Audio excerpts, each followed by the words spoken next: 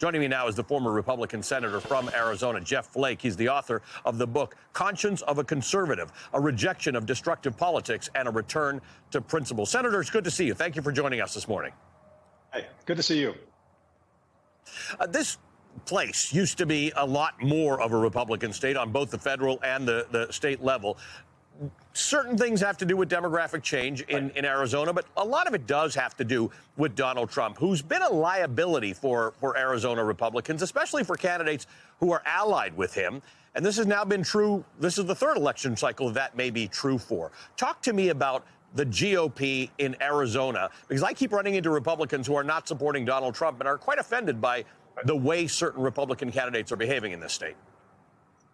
Yes, I maintain that Arizona is still a red state, but it has to be a Republican that is traditional Republican, believes in limited government, economic freedom, individual responsibility. If you're running, for example, for the office of mine inspector and you have an R behind your name, that's a statewide office here in Arizona, then you're probably going to win. Just being a Republican is enough. But if you say, well, I don't think Donald Trump really lost that last election, then you'll probably lose. So, and I think that's a credit to the people of Arizona who reject people who reject free and fair elections. So, yeah, I think it's still a red state, but you can't go off on tangents like the president has. And a number of the Republican voters I've spoken to in this state, in fact, I'm going to air some of the interviews that I've had with them in the last few days, who have said the same thing. They in fact, in many of the cases in the last statewide elections, they supported Democratic candidates.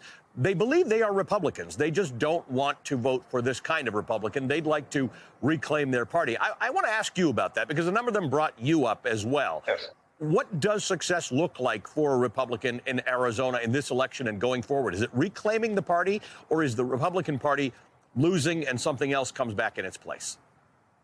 Well, if you're playing the long game as a Republican, you want to return to traditional Republican values, which I think that's a winning concept in Arizona. That's a winning platform. But we can't go down this demographic cul-de-sac that we're headed toward now as Republicans by following what the former president is doing. I'm voting for Kamala Harris, not in spite of being a Republican or a conservative, but because I am a conservative. Conservatives, first and foremost, believe in the rule of law.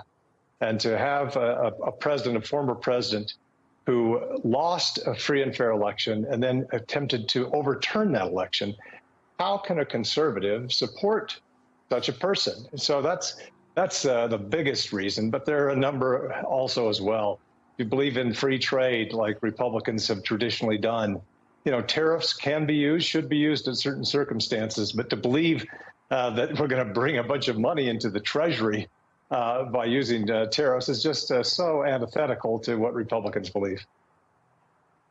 Talk to me about what you say to other Republicans to sort of create a permission structure for them to do what you're doing and many others in this state are doing, to say that it's not a move against your party for a Republican to vote for the Democratic candidate in this particular instance because the Republican candidate is not suitably worthy of your vote. What does that discussion look like to you? And because I'm sure you have it lots and lots of times. You bet. Have it a lot. Well, if you look just recent history, Barry Goldwater, Mr. Conservative in Arizona. In the 1990s, there was a particular Republican candidate for Congress who Barry Goldwater and a lot of people didn't think represented the Republican Party well, and thought that over time that would be worse for the party, having this person at the head of it. And so he endorsed a Democrat. That Democrat won. She was promptly defeated 2 years later by another Republican. But it wasn't. It was good for the party overall. So there's a grand tradition of people crossing the aisle, putting country over party. And I think that's what's going to happen in Arizona. I think it happened last time, and it will happen again. One of the things Donald Trump's been escalating in the last couple of weeks is his rhetoric, including his promise of retribution against those he considers his enemies. Bob Woodward reported that General Mark Milley, the former chairman of the Joint Chiefs of Staff, in the Trump administration has installed bulletproof glass and blast-proof curtains at his home out of fear of what might happen. I mean, Donald Trump called for him to be executed. Republican critics of Trump have similarly said they feel for their safety. Feels like we've really crossed a line, and I want to ask you about that because I think in Arizona you're not a unicorn as a Republican who is supporting Kamala Harris and against Donald Trump. But do you get threats? I certainly have in the past. That's an unfortunate part of politics today.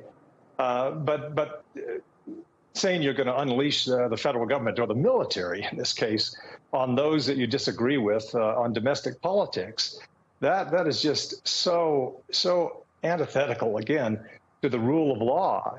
And the difficulty I think a lot of Republicans have in Arizona and should have is that the more we kind of try to excuse that or say, no, he was really talking about immigrants when he wasn't, the more we normalize that kind of behavior. And the more, it's bad for the country, obviously, but it's bad for the party as well. So it's far better a lot of Republicans like me believe, to vote for a Democrat and move on and then try to get Republican Party politics back to where it should be, back where we're winning again. But more importantly, where we stand for values that we've always stood for: limited government, economic freedom, individual responsibility. And those are winning issues. And those are things that are good for the country and for the Republican Party as well.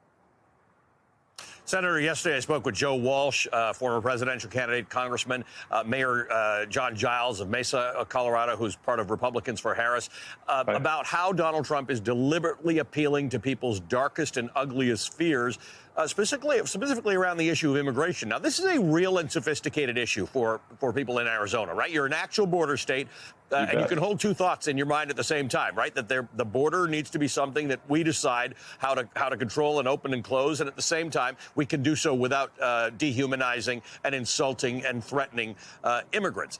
How is that playing for you? Because that is probably the top of mind issue in this state for voters. Oh, most definitely. We've got to do more on the border. We need a number of things. We obviously need better barriers in certain places. We need more agents in certain places. We need to adjudicate these cases, asylum cases, faster. We also need better guest worker programs so people can come in on a legal basis. A lot of that has been proposed. I was part of the effort, the Gang of Eight, back in 2013, that we passed a measure out of the Senate, but couldn't get it out of the House. More recently, it was proposed by James Lankford, a very, very conservative senator, but rejected by the president. And that's unfortunate.